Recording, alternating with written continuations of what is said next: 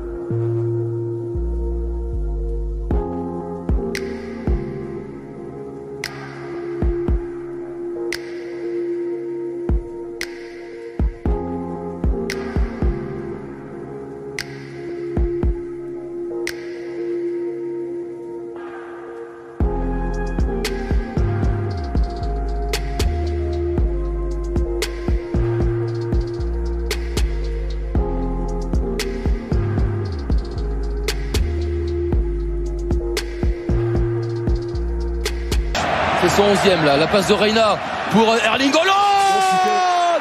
Mais c'est pas possible. Quelle frappe terrible. Quel but.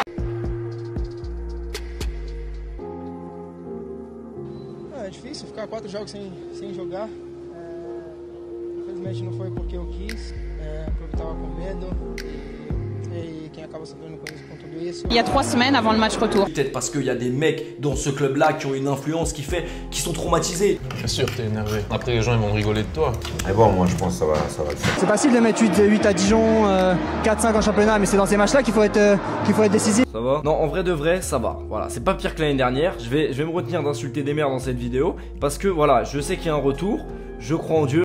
Quel regret alors vous avez sur ce match, Thomas? Non, pas de regret, pas de regret.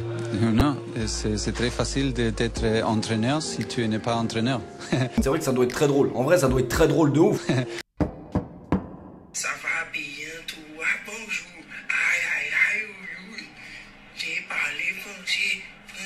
T'inquiète, moi aussi je vais parler français, connard. Ma mère elle m'a toujours dit dans la vie, fais un truc que t'aimes. Bah ça y est, j'aime plus ce que je fais là, je veux plus, c'est bon, tous les ans, la même période c'est pareil. J'ai 32 ans, je fais les conseils de classe. Je suis qui moi? Je suis délégué, je suis prof de philo, c'est quoi le délire? Non, je vais me lancer dans le rap sur YouTube comme tout le monde, et puis c'est tout. Non, puis sérieusement, salut tout le monde, c'est Pauletta. Je viens de rentrer d'Allemagne, 5 heures de route, dans les jambes, 5 heures de route sous la pluie. Je me suis fait flasher, d'ailleurs vous me direz dans les commentaires si je vais perdre des points ou pas, parce que c'est la question que je me posais, mais bon, c'est pas le plus grave de la soirée, le plus grave, vous savez déjà c'est quoi. Donc tout ça pour dire que pendant ce trajet, j'ai eu beaucoup de temps devant moi pour réfléchir. Je sais pas encore comment je vais appeler cette vidéo, est-ce que je vais l'appeler le pire match de ma vie ou pas, je sais même pas combien il y en a eu, du coup 3, 4, je sais plus. Alors que le match retour est pas passé, parce que forcément le pire match de ma vie, ça pourrait dire, voilà, qu'il y a eu élimination. Non les gars, on n'est pas éliminé, tout va très bien. Enfin, presque. Ça, franchement, moi quand je regarde ce score là, 2-1 à Dortmund, avec le match qu'on a sorti, mais je suis l'homme le plus heureux. On dirait pas, mais je suis grave heureux. Non, mais c'est parce que je me suis fait flasher aussi, donc je suis un peu vénère, tu vois. En tout cas, si cette vidéo s'appelle le pire match de ma vie, c'est parce que selon moi, voilà, les vidéos le pire match de ma vie, c'est clairement, c'est pas des vidéos, c'est des procès. Et je pense que ce soir, le PSG mérite un procès. Que ce soit ce qui s'est passé sur le terrain, ce qui s'est passé en dehors du terrain, ce qui s'est passé dans le cerveau de l'autre. Je vais même pas citer son nom, vous savez très bien de qui je parle. Tu sais quoi, ça va être comme Voldemort. Lui, on va plus citer son blase, juste on va le retrouver, c'est tout ce qu'on va faire. Non, parce qu'à la base des bases, la série Netflix, le pire match de ma vie, c'était pas une série Netflix. C'était fait justement pour débattre et comprendre les problèmes de ce putain de club qu'est le Paris Saint-Germain. Et malheureusement, 3 ans après, il y a toujours ces mêmes putains de problèmes. Et là, c'est très, ça commence à devenir casse-couille. À un moment donné, je répète une fois, je répète 2 fois, je répète. Tu veux quoi? Bon les amis, nous sommes le 18 février. Voilà, ça y est, le match de l'année est là. On attend ça depuis plusieurs mois. On attend ça depuis le début de la saison, tout simplement. Les 8e de finale de Ligue des Champions. Comme chaque 90, fallait pas déjà dans 90 c'est 2 équipes. Donc je pense que cette vidéo, je vais l'appeler 9. Je vais pas l'appeler 90 parce que clairement en 90 il faut 2 équipes. Et 9, d'ailleurs 9, j'ai beaucoup de choses à dire sur les 9. Le poste de numéro 9, le mec qui était en numéro 9 ce soir, le 9 de l'équipe de France, j'ai plein de trucs à dire sur les 9, franchement c'est un bon thème, le numéro 9. Ma meuf est née le 9 aussi, ça m'a coûté cher le 9, y'a rien qui va avec ce chiffre. Bon alors est-ce qu'on a la liste des classes de la 3ème 6 là s'il vous plaît? Oui c'est bon, allez c'est parti. On commence directement par la première personne de cette compo, franchement je suis gêné, la vérité je suis gêné parce que là on a vraiment vraiment quelqu'un, voilà, quelqu'un de respectable, hein. Il est venu dans un projet, il s'est dit putain ça va être lourd, il repart, là ça y est, il a la maladie de Parkinson, il a la tremblote, on lui a donné la maladie de Parkinson en signant au PSG, le pauvre. Tu crois qu'il avait signé pour ce bourbier? Non, il pensait pas. Keylor, incroyable, voilà, heureusement qu'il est là le frérot, heureusement qu'il est là. Alors attendez, parce que moi j'ai une compo devant les yeux, on dirait un 4-3-3, sauf que j'étais dans les tribunes, et si ma vue n'est pas défaillante, je suis désolé, mais c'était pas un 4-3-3, c'était un 3-4-3, tu sais, un truc qui ressemble un peu à un 3-5-2, tu connais, Laurent Blanc, tout ça. Non, en vrai de vrai, je voulais commencer tranquillement, mais je vais pas commencer tranquillement, en fait. Thomas Tuchel, voilà, on va directement regarder Thomas Tuchel. C'est qui en fait lui? Dites-moi juste, c'est qui ce mec? Non, parce que Tuchel, il a entendu des voix, c'est pas possible, c'est pas Tuchel, c'est Jeanne d'Arc le mec. Comment ça t'alignes une compo que t'as quasiment jamais testé le soir de ton plus gros match de la saison? Qu'est-ce qui, y a quoi qui a pas fonctionné là? J'ai pas compris moi. D'ailleurs, elle a été brûlée pour moins que ça, Jeanne d'Arc, hein, vraiment. Ou alors à tout moment, Jeanne d'Arc, elle aussi, elle est arrivée sur le champ de bataille avec un 3-4-3, direct au bûcher à l'offre barbecue, on n'en parle plus. Non mais sérieusement, c'était quoi le projet? Même mon projet sur Parcoursup quand j'ai quitté l'école, il était meilleur que cette compo, je comprends pas. Bon du coup, une défense à 3, Thiago Silva, Kimpembe, Marquinhos. Juste avant le match, il est en interview, il ricane, il dit ouais, ils sont pas très prêts pour ce match, mais bon, je les ai mis quand même ensemble, hein, ça va le faire, on est ensemble, ça va le faire. Levin, mais non, c'est pas ah non, c'était Roberto Carlos. Roberto Carlos, alors ça c'est vraiment cool parce que Roberto Carlos est venu aider le Paris Saint-Germain ce soir-là. Kurzawa, c'est Roberto Carlos, clairement. J'ai beaucoup aimé parce que franchement, quand tu regardes cette compo, tu te dis ça va être le pire joueur. Au final, c'est le mec, c'est ça aussi le problème, tu vois, quand Kurzawa c'est le meilleur joueur de ton équipe. T'imagines la prestation. Ah oui, Thomas Meunier, vous voyez le petit truc jaune qu'il y a à côté de son nom sur la compo? Non, c'est pas un gilet jaune. Peut-être que lui, il a cru que c'était ça, mais non, en fait, ça veut juste dire que si tu prends un carton jaune, tu seras suspendu pour le match retour. Mais lui, en interview d'après-match, il nous a dit qu'il savait pas. Non, mais ça, sincèrement, comment tu veux pas que je pète un plomb et qu'on pète tous un câble? Comment on peut supporter un club d'incapables comme ça? Donc tu vas me dire, pour moi, c'est impossible. C'est impossible. Sinon, franchement, le PSG, on devrait tous porter plainte contre ce club. C'est pas possible qu'il ne soit pas au courant que s'il prend un jaune dans un match à élimination directe en Ligue des Champions, il est suspendu au match d'après. C'est pas, pour moi, c'est irréel. Je pense que dans son interview, il ment, ou alors c'est une interview actu foutre, mais c'est pas possible qu'il dise ça. Gana Gueye, Marco Verratti au mitard, et enfin l'attaque de folie. Les quatre, mais il y en a Neymar,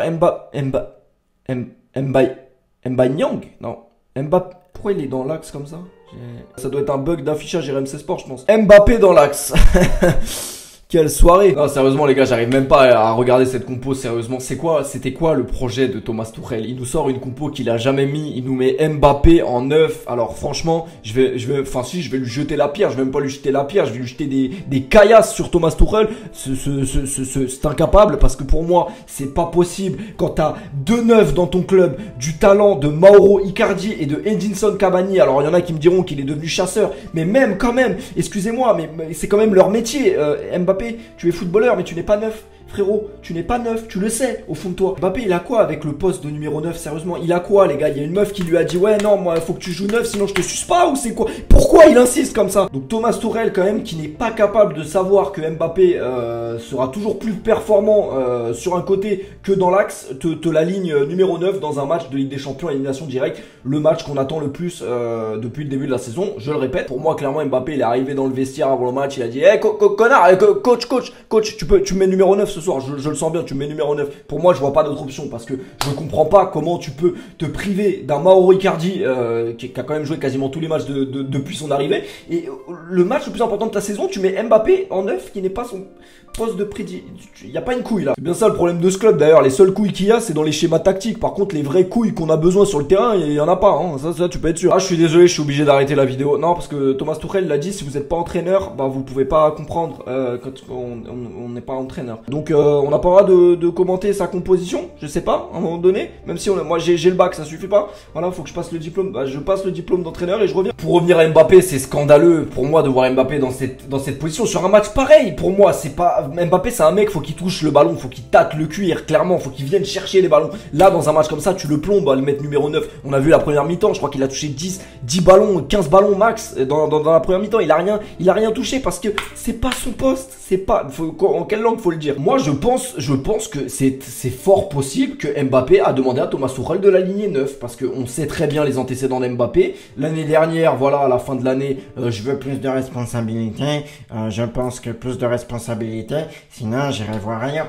Voilà. Donc te donner plus de responsabilité, ça veut dire quoi? Te donner un rôle qui ne te correspond pas, parce que tu n'es pas neuf, frérot. Tu n'es pas neuf. Je t'aime bien, tu n'es pas neuf. Après moi, la seule explication que je vois pourquoi Mbappé veut autant jouer neuf, parce qu'il veut ressembler à son idole. Voilà, tout simplement. De quoi? R9? Non, pas R9. Guillaume Haro. Voilà. C'est peut-être pour ça qu'il veut autant jouer neuf. Il veut ressembler à Guillaume Haro. Je vois que ça. C'est pas possible autrement. Après, c'est peut-être Thomas Tuchel qui l'a vraiment aligné neuf. Hein, je sais pas, mais on n'est pas dans le vestiaire. Mais vu le poids des décisions qu'ont les entraîneurs parisiens depuis l'arrivée du Qatar, ça m'étonnerait même pas que voilà Mbappé il a mis une petite chiquette derrière le crâne à Thomas Tuchel. Il a dit vas-y frérot, mets-moi neuf et va me faire un steak frites. Parce que peut-être Mbappé, je sais pas, il a peut-être joué 1 ou 2 fois neuf en Ligue 1. Bah c'est sûr qu'en Ligue 1 ça peut suffire hein, frérot. Même latéral droit tu serais bon en Ligue 1, t'inquiète pas. Après Mbappé, moi sur l'ensemble du match, je lui en veux même pas de son match, parce que pour moi il a pas joué à son poste. Donc comment juger un joueur qui joue pas à son poste? Après Mbappé, je lui en veux vraiment pour une chose, c'est que quelques semaines avant, Mbappé il voulait pas sortir 5 minutes avant là, Thomas Tuchel l'a sorti et il voulait faire un tête avec Thomas Tuchel. Mais quand tu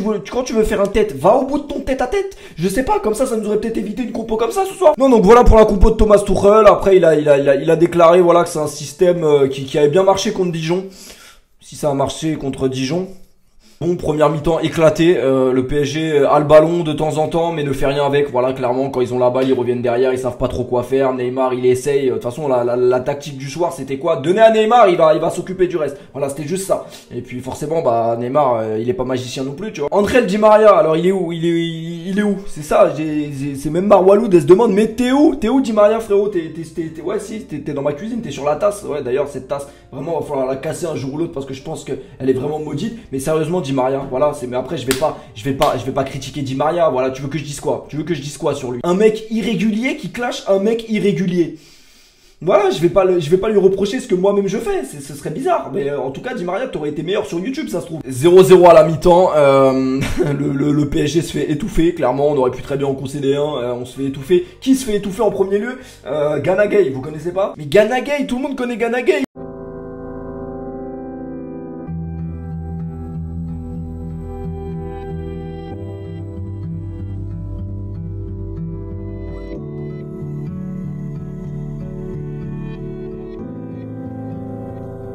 Ah non, depuis cet article là, c'est plus Gana Gueye, c'est Younous Sankharé le mec, vraiment, qu'est-ce que tu veux on peut même pas te défendre frérot, on t'aime bien, mais qu'est-ce que tu veux? Gana Gueye il s'est fait encercler tout le match, c'était plus Gana Gueye, c'était Bassem, clairement, il s'est fait tabasser par le milieu de terrain de Dortmund, tu voulais faire quoi? Emre Can c'était Sadek, clairement, il faut le dire, il a encore du sang sur les mains. Comment tu peux être entraîneur de haut niveau et ne pas te rendre compte que Gana Gueye il a besoin d'aide, il a besoin de respirer, il a besoin d'une assistance respiratoire, Thomas Tuchel, je sais pas. C'était même pas à la rue qu'il aidait, c'était, je sais même pas, si, il a tout moment il dormait dans les rues de Dortmund après le match, ça c'est tout ce qu'il pouvait faire hein, Gana Gueye ce soir. Non parce qu'on peut parler de Paredes ou pas, parce que moi je croyais qu'il était blessé, on m'a dit non il est même pas blessé, c'est un choix du coach de pas le prendre dans le groupe hein. Je dis même pas titulaire, dans le groupe, il a été même pas dans le groupe. Donc non je sais pas, Paredes il a fait quoi? Paredes, t'as une fille Thomas Tuchel? Ouais, c'est ça? T'as une fille? Donne son snap. Non mais clairement, acheter un mec comme Paredes 40 millions pour qu'il soit même pas dans les groupes de Ligue des Champions, à part avoir baisé la fille du coach, je sais pas ce qu'il a fait le frérot. Donc clairement Paredes, fais attention à ton sgeg parce que nous on avait besoin de toi ce soir. Et voilà, t'étais pas là, bah je t'en veux pas à toi, j'en veux allô, voilà, on Voldemort, on sait très bien. Bon 0-0 mi-temps, on a frôlé le pire hein, en tant que supporter parisien, on se dit que ça va parce qu'à la mi-temps, il va y avoir un dispositif qui change, il va y avoir même des joueurs qui changent parce que là c'est pas possible, on peut pas faire une deuxième mi-temps comme ça, c'est juste impossible, sinon on va se faire fumer la gueule. Donc moi je suis assez confiant à ce moment-là. Pour revenir sur la performance des joueurs de Dortmund, très impliqués, voilà, ils n'ont pas peur, clairement, savent ce qu'ils ont à faire dans ce match-là. Sancho, moi c'est Sancho qui m'a vraiment marqué sur ce match-là. Sancho était au City Stade, voilà, Sancho il était au City, il est arrivé, il a vu des petits qui jouaient au ballon, il s'est dit vas-y je vais leur piquer leur ballon, c'est clairement c'est trop. Alors Thomas Meunier t'inquiète, il a vu Sancho, il a commencé à lâcher des crochets, il a dit vas-y c'est mort, moi je vais sur Twitter tranquille, je vais aller liker le tifo de Dortmund là, il était sympa avant le match. Levin Kurzawa c'était pas le pire, voilà, il a réussi quand même selon moi à contenir un minimum, il a fait des bonnes offensives. Après voilà, c'est pas Roberto Carlos non plus. Oui, je vais en parler. Haaland, Hollande, je sais pas comment vous l'appelez vous, je sais pas comment ça se prononce, mais je sais comment ça se termine. Dans nos ancêtres, voilà, c'est tout ce que ça. Sérieusement les mecs, on en a parlé pendant un mois. On était là, on rigolait tranquille, on rigolait. En plus, on était contents. Oh, vous avez vu, là, ils ont signé l'autre là, le mec qui marque contre les équipes en Autriche.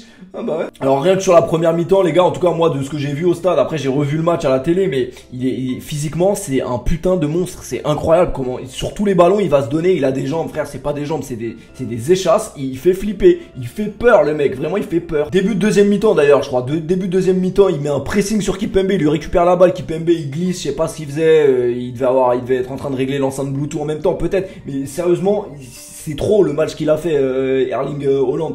J'aime pas Haaland, c'est François Hollande. Hollande, c'est bon, on a assez souffert là. François Hollande qui marque, clairement, voilà, c'était inévitable. J'ai envie de dire c'était inévitable et c'est mérité pour Dortmund vu comment ils ont poussé en première et comment ils ont poussé jusqu'au but tout simplement. Le PSG égalise sur un malentendu, voilà, il n'y a pas eu énormément d'occasions en deuxième, on égalise, on prend, bien sûr qu'on prend ce but à l'extérieur, il est essentiel ce but à l'extérieur, quoi qu'on en dise, bien sûr qu'il fallait marquer.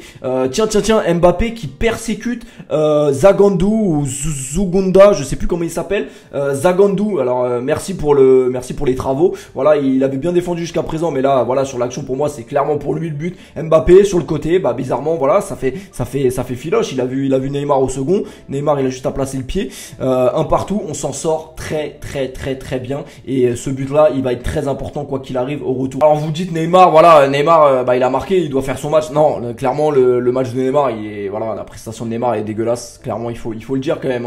Je repense à un coup franc qu'il fait en première mi-temps, un coup franc comme au City, tu sais quand t'es au City Stade et que le gardien il est mal placé, tu tires du milieu de terrain pour tenter, mais frère t'es pas au City Stade, fils de pute, va. Pardon, clairement Neymar, son match il est dégueulasse, voilà, on pourra l'analyser, on pourra le décortiquer. Ce qui est encore plus dégueulasse, c'est les interviews d'après-match, mais bon ça, j'en parlerai je pense plus tard. Alors là on égalise, tout va bien et puis... ouais, bah là j'ai même pas eu le temps, de célébrer le but de Neymar, j'ai pris de la bière sur le crâne, donc voilà, je vais pas vous mentir, ça fait pas plaisir. Et vous avez vu le but qu'il a mis ou pas? Est-ce que vous avez, moi c'est même pas le but, faut même un non-voyant, il a compris ce qui s'est passé, et il a compris que c'était très sale ce qu'on avait pris. Vous avez entendu le bruit du filet ou pas? La dernière fois qu'on avait entendu un bruit comme ça, c'était dans les rues de Paris, hein. Clairement c'est qui ce mec? Le mec te tape des 60 mètres en 6 secondes, il fait 1m95, 90 kg, il te met des frappes comme ça, il défend, il fait, frère c'est qui sérieusement? Docteur Giro, il est où ce bâtard? 77e minute, premier changement du match, Sarabia qui rentre, les amis, 77e minute, tu fais ton premier changement, alors que Gana Gueye, il a fait un AVC à la 30e minute, il est sur le terrain, il mange la pelouse, le frérot, et tu fais un changement, ton premier changement à 77e minute, puis espère pas deux autres changements, hein, parce que Cavani et Icardi, je les ai vus, hein, moi de la tribune, ils se sont échauffés tout le match, mais ils seront pas rentrés de seconde, voilà, alors qu'un Icardi ou même un Cavani t'aurait apporté dans un match comme ça, j'en suis quasiment sûr, mais bon, je suis pas entraîneur, je suis qui pour donner des conseils à un grand coach, moi, sérieusement. Thomas Tuchel doit payer les conséquences de ce match. Pour moi, c'est une faute professionnelle ce qui s'est passé à Dortmund. Et même si on se qualifie au retour, il ne faudra absolument pas oublier cette performance, parce que je pense que personne ne l'oubliera. Et clairement, je dis pas que c'est que la faute du coach, parce qu'il y a les joueurs aussi qui n'ont pas fait ce qu'il fallait faire selon moi. Mais le coach est responsable de ce match. Le coach est le principal responsable de ce match, sérieusement. Qu'est-ce qui se passe d'autre? Bah Thomas Meunier prend un carton jaune, voilà, il dira après le match, comme je vous l'ai dit, qu'il était pas au courant. Ça c'est, franchement, j'ai même pas envie de parler là-dessus parce que ça va me faire monter en pression. Comment c'est possible de faire une déclaration pareille après le match? Marco Verratti qui prend son jaune, bon lui il devait être très bien au courant, mais c'est pas le problème, voilà, il a été protesté. Marco Verratti, ça fait combien de temps qu'il est au PSG? 8 ans, 7 ans, 8 ans, il a toujours pas évolué sur ce plan-là. Alors bien sûr que Marco Verratti ce soir, heureusement qu'il est là sur le plan sportif, mais comment en 8 ans plus tard, t'as le même constat? T'as toujours les mêmes problèmes avec ce joueur, sérieusement.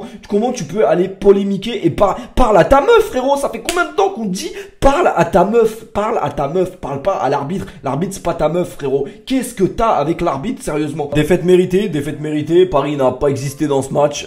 Paris a joué avec une couche, hein, clairement. J'espère qu'ils avaient mis une couche quand même, parce que la peur s'est fait ressentir encore une fois en phase éliminatoire. Il y a des choses qui ne changeront jamais tant que les mêmes seront toujours là. Voilà, c'est simple. Mec, hein, on en parle depuis trop longtemps, mais le ménage qui n'a pas été fait aujourd'hui, voilà, on en paye les conséquences, et on en paiera les conséquences. Si c'est pas au match retour, ce sera au tour d'après ou au tour encore d'après, mais à un moment donné, voilà, tu peux pas te permettre de dire tu veux gagner la Ligue des Champions si ton effectif il a un mental d'un gosse de 12 ans, clairement. On en revient toujours au même problème, voilà, il y a des blessures qui n'ont pas été guéries dans cet effectif, et ça voilà, ce club il pue la peur, il pue la peur, voilà, je vais pas dire il pue la merde, ça sent la peur à des kilomètres. Il n'y a pas besoin d'être psy pour le voir. Ce club et certains joueurs ont propager cette peur de gagner et cette peur d'aller loin en Ligue des Champions. Vous la sentez quand même cette peur, je suis pas fou. Avec le match qu'on a vu là à Dortmund, c'est pas normal d'avoir des attitudes comme ça, sérieusement. Alors on s'en sort très bien,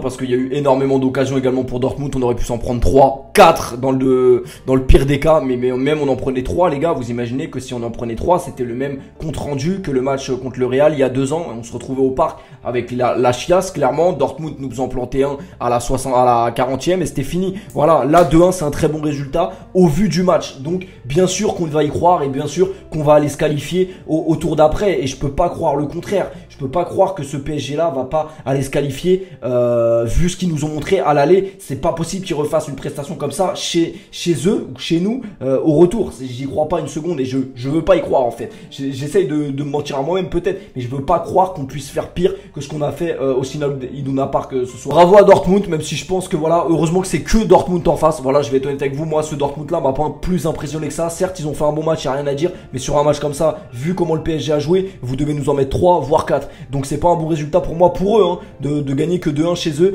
vu la prestation qu'on a livrée. Nous, très bien pour nous, tant mieux que c'était Dortmund, parce que je pense qu'un match comme ça contre un Liverpool, même un Real Madrid, on se fait casser le cul, on en prend 4 et c'est fini, il n'y a même pas de match retour. Là on a la chance de pouvoir aller jouer notre qualif chez nous à la maison au Parc des Princes, donc on va tout donner et on va aller se qualifier, puis c'est tout, j'espère. Désolé les gars, j'ai pas dormi depuis plus de 24 heures, donc j'ai dû oublier des trucs vraiment sur le match. J'ai essayé de vous dire vraiment tout ce que je ressentais là, comme ça, direct, j'envoie et je réfléchis même pas parce que c'est avec le cœur que je parle aujourd'hui. Grosse dédicace, voilà, je voulais surtout pas oublier ça, à tous les supporters parisiens qui ont fait le déplacement à Dortmund, parce que clairement, je sais pas si vous les avez entendus à la télé, mais en tout cas au stade, je peux vous dire que les Allemands ils savent qui on est maintenant. Pour moi, les seules personnes qui sont respectables au Paris Saint-Germain aujourd'hui, c'est leurs supporters, et clairement voilà, merci à eux de s'être déplacés. Dédicace à tous les Parisiens que j'ai croisés là-bas aussi, ça m'a fait super plaisir et j'espère qu'on se recroisera pour le prochain tour, le tour d'après et jusqu'à la finale même s'il faut. Mais heureusement que ces gars-là sont là, ces mecs-là sont passionnés, ces mecs-là vivent que pour le PSG. Et quand tu vois une performance comme ils ont fait ce soir, je comprends pas comment tu peux faire ça. Vraiment, je me dis des fois, ce club ne nous mérite pas. Ce club ne mérite pas des supporters comme nous. Je crois même pas avoir vu que ça avait parlé de ça à la télé ou sur Twitter, etc. Mais pareil, on n'en parle pas de Mbappé, Neymar qui viennent pas les saluer justement, ces supporters parisiens qui ont fait le déplacement. Je sais pas, ils étaient combien, 4000, 5000, même plus, je sais pas exactement. Je crois il y avait que 6-7 joueurs max qui sont venus pour remercier les supporters parisiens qui ont fait le déplacement. Je sais pas s'il y a que moi que ça choque. Ça y est, ils ont enlevé la prime à Neymar et Mbappé, ils gagnent plus d'argent pour venir nous voir, du coup ils viennent plus, c'est ça? Non, franchement, moi je trouve ça écœurant et voilà, je sais pas, j'avais envie d'en parler, même si ça fera pas avancer le football, mais je trouve ça vraiment dégueulasse de pas juste venir, voilà, remercier les gens qui se déplacent pour toi. Bref, on attend le match retour, voilà, dans 3 semaines pour faire une vidéo, le plus beau match de ma vie, je l'espère. Et voilà, j'espère que Paris va se qualifier et va redresser la tête, j'ai confiance. J'espère vraiment qu'on montrera un autre visage, ça pourra pas être pire. Et je pense vraiment qu'on doit, tout simplement, c'est même pas un objectif, c'est une obligation de faire quelque chose à la maison et d'en planter le plus possible. Voilà, faut même pas les laisser respirer, il faut leur montrer. Neymar, la prestation elle était mauvaise, l'interview elle était mauvaise, l'anniversaire il était bien. Non, Neymar, tu sais très bien qu'au match retour il peut te claquer une masterclass et te qualifier le PSG, c'est ce qu'on souhaite bien sûr, mais le match qu'il a livré là à ce moment là, déjà il a fait un match de merde. Mais comment en interview tu viens et tu dis ouais mais non mais c'est parce qu'on m'a pas aligné. Déjà ça c'est, franchement tu chies sur le club, franchement ça sert à quoi de faire ça à ce moment là? On n'est pas assez dans la merde comme ça pour faire une déclaration. Bref, franchement il y a des trucs qui tournent pas rond dans ce club et j'espère dans tous les cas, quoi qu'il se passe, même on se qualifie au retour, même on va je sais pas où en Ligue des Champions, qu'il y aura du ménage en fin de saison et je compte sur Leonardo pour faire le ménage. Mais vraiment 3 ans après c'est toujours le même constat, il y a toujours les mêmes lacunes et il y a toujours les mêmes problèmes, on est toujours confronté aux mêmes problèmes et ça c'est vraiment c'est une dinguerie quand même de se rendre compte de ça. Je veux bien que le PSG perde, c'est pas ça le problème, je sais pas si vous avez capté ce que je dis, mais le problème c'est que c'est toujours les mêmes problèmes qui sont pointés du doigt et c'est toujours la même peur en fait qui ressort de ce PSG là en élimination directe. Donc voilà, je pense que j'ai essayé de dire tout ce que j'avais sur le cœur, j'ai sûrement oublié énormément de trucs. Bravo à Dortmund, par contre vous faites beaucoup les malins et j'espère que le karma se chargera de vous parce que c'est pas bien ce que vous faites sur les réseaux, mais bon voilà, vous avez fait votre match, c'est bien, vous avez gagné, maintenant on verra à la maison et on se retrouve dans 3 semaines au Parc des Princes. J'ai tourné un vlog les mecs, j'en suis pas forcément satisfait, je l'ai pas encore vraiment monté, mais je sais que j'ai pas énormément de plans parce que j'ai eu pas mal de galères quand je suis arrivé à Dortmund, du coup j'ai pas pu énormément filmer de choses. J'ai essayé de filmer des trucs. Dites-moi si ça vous intéresse d'avoir le vlog demain. Pétez-moi cette barre de like, 30 000 likes et je vous l'envoie. Si vous le voulez pas, bah likez pas et puis voilà. Mais je pense que je vais vous envoyer, mais ce sera pas ma meilleure vidéo, je vais pas vous mentir. J'espère qu'on va se qualifier, puis c'est tout. Voilà, on a 55% de chances de se qualifier. C'est pas mal, mais bon, venant d'un club qui avait 100% de chance de se qualifier en gagnant 4-0 le match aller, voilà, on va pas commencer à regarder les pourcentages parce que ça c'est un peu de la merde. Ah, c'était l'anniversaire de Mauro Icardi, bah bon anniversaire à lui et voilà, Wenda, voilà, on compte sur toi pour lui faire redresser la barre parce qu'il doit pas être dans sa meilleure forme. De toute façon, je me fais pas de soucis. Je me fais pas de soucis. Bref, c'était votre pote Paoletta. J'espère que ce sera le dernier épisode sur ma chaîne du pire match de ma vie. Voilà, j'espère qu'il n'y en aura plus jamais. C'était votre pote Paoletta. Portez-vous bien et arrêtez de ricaner, arrêtez parce que c'est pas drôle. Voilà, portez-vous bien la famille. On se retrouve très vite demain pour une nouvelle vidéo si vous le voulez vraiment. Portez-vous bien la famille.